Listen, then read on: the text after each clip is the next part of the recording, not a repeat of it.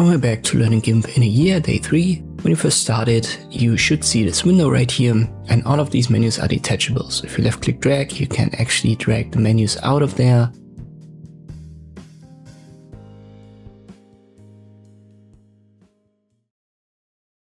You can do that on the left hand side too. Then we go to Windows, single window mode, and I uncheck it. And now you can see all of these menus.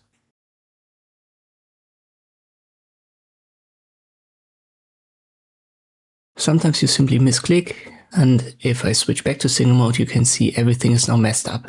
So it's total chaos here. There's a simple way to fix that. Just go to Edit, Preferences, open the interface.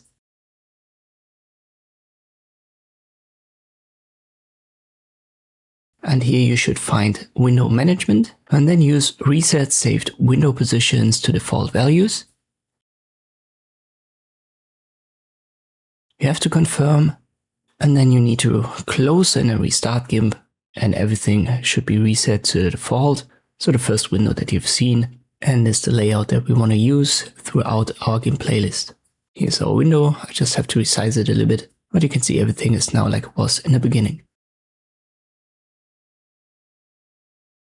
Once again, Edit Preferences, open the drop down for Interface, and then Window Management, and here you can reset the layout.